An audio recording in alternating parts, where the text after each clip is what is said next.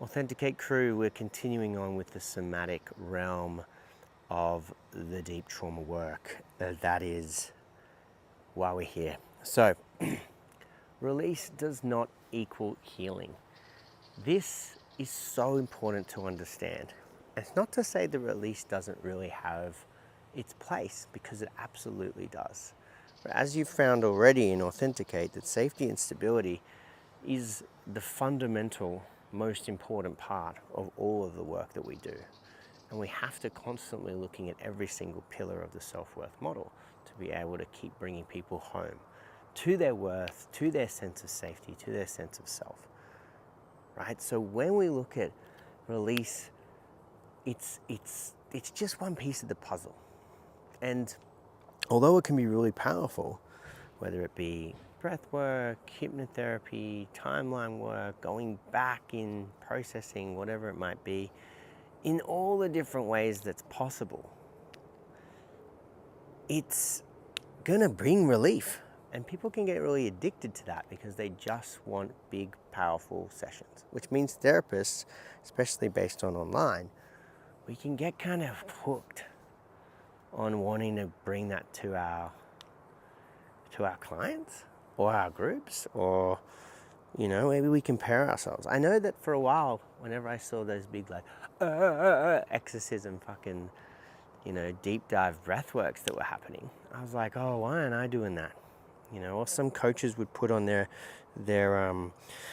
testimonials. It's like, oh, this process, or I did this process, and I know this process, and we did this thing, and now I'm free from my trauma. I'm like, it all sounded too good to be true, and I was fucking right. So I got hooked in this idea that I also want to be able to do the release work, which I can, but what if that's all I did? It looks sexy, man. And people want sexy, people want the fast, quick fix. It's not how it works.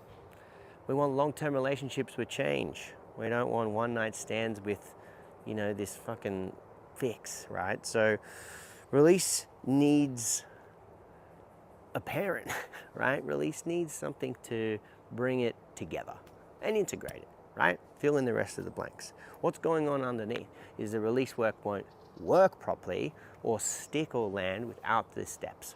It's the integration, the scaffolding, the support that sits around it.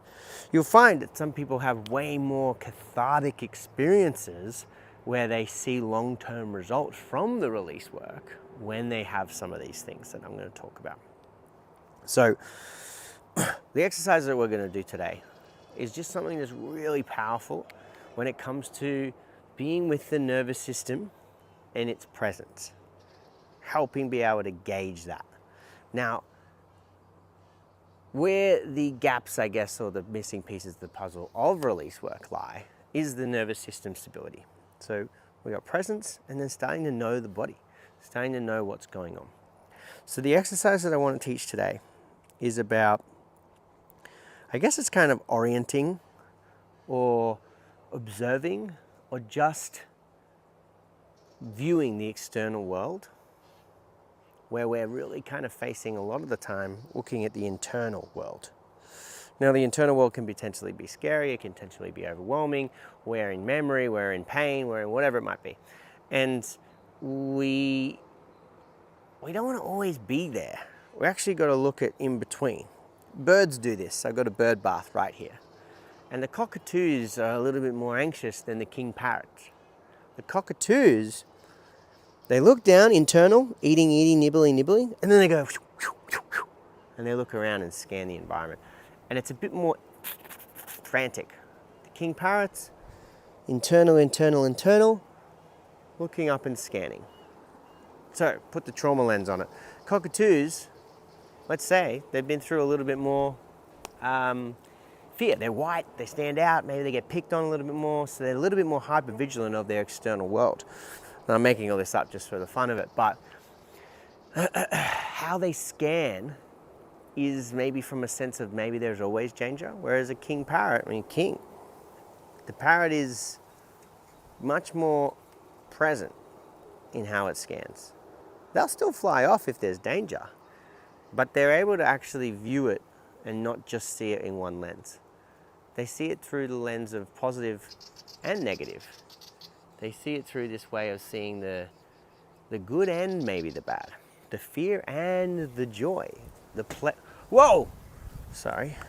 present as well as the pleasant, as well as maybe the threat. So we are very similar to birds because we're animals, and I guess in that same sense, what we maybe spend a little bit more time on than we need to is being in the internal too much and worrying and fixing and working on, or being scared by, or trying to understand the past, or whatever it might be. Now, all this exercise is about, how do I assess presence? So often therapy is, I'm here to work on myself, and therefore my clients sometimes feel like this is where I already do the work, where I'm like, no, it's already going to be hard, or something like that. Or, I might be bringing things up that are challenging. And that might be the same at home, or where there's sometimes memories of their trauma or reflections of that too. So what we're going to do today is really honor this basic idea, so far away from release work, but just present work. And that is just to simply get your client from left to right, just to scan with their eyes the environment. Take it in. Now you might do this without telling them why we're doing it. You might say, are you willing to do an experiment? Are you willing to try something out? I just want you to look from left to right, taking it all in. Maybe take a breath. Just notice what you see, what you observe. You can do this now as well. After a couple of times, you might just ask them, do you feel unsafe? They might say, no, nothing in here, nothing right now is unsafe. And obviously, if it is unsafe, find out what that thing is and remove it. If they're doing this at home, or if they're doing this in the session, obviously, the recommendation is that when they do this outside of home, which would be homework that I would give them to be able to practice this tool, but hopefully inside your sessions, in their homes, whatever, that's not too overstimulating and stressful, so that they will say, for maybe the first paused present time, oh yeah, this is safe. What is it like to feel that there isn't a threat? Maybe not what's safety like, because that might be hard for them to get to, but just what's it like to really observe that there isn't a threat in this view, in this moment right now? What does it feel like in their body? What does it feel like in their mind? What does it feel like in their sensation? How and what do they notice? Ideally, we're learning that right now isn't a threat. And how nice it is to not be in that, because very soon they go back into their hypervigilant state where things do feel stressful. They go home to their messy kitchens, they go home to the to-do list. And then that same scanning, they see the negative. So the practice is about, I guess, the polarity, being able to just a couple of times a week, maybe a day, where they just go, I mean, look at this. Look at this maple tree.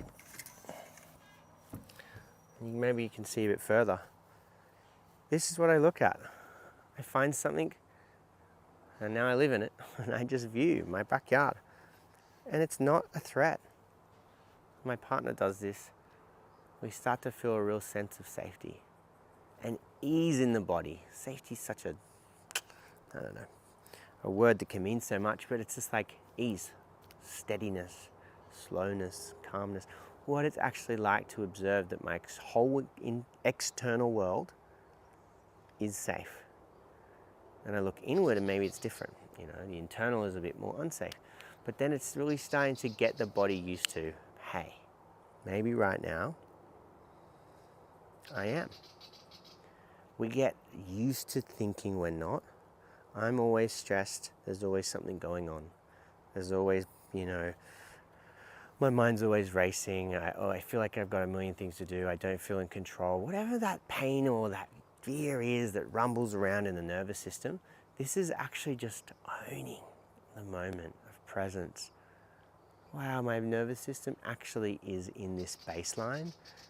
It actually is in the window of tolerance. It actually is on the island where it's cool, calm, and collected. And it might only last a little while for some of our more traumatized clients, that even just pausing like that they still see danger. But I would still challenge them and get them to see, do you see danger? Or is that a sensation of internal fear that you're noticing? So the internal presence is hard, the external is not. Now, the original traumas didn't happen internally first. They're external things that potentially happen to us, less than nurturing experiences that happen. Obviously, if it's a physical injury or, you know, cancers or whatever it might be, that is trauma in a different way. But it's like a lot of them were external things that happened to us, and then we started to have the body's internal experience, what's left inside of us. But if we can really get back to nervous system stability over here on my board, then that's really about like, hey, I'm challenging this idea that actually there is moments that I do feel safe. So this is presence. This is beautiful practice of how hard or how pleasant this can actually be. What if I was just to bring that in to my world really slowly, much slower than me, a couple of times a week? What would it be like? You know, what's it like in the session? What would it be like to do this in your day? That'd be nice. How easy is it to do? And what makes you feel like you can't? Anyway, hopefully that helps. On the next videos, we're going to talk about the best tool, somatic tool, to be helping with that flight response and the fight response. That's also really, really good. So this is very simple somatic work, right?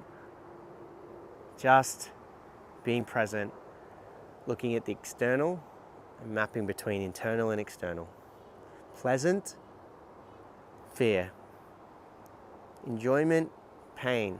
Really noticing the differences and the polarity of life. See you on the next one.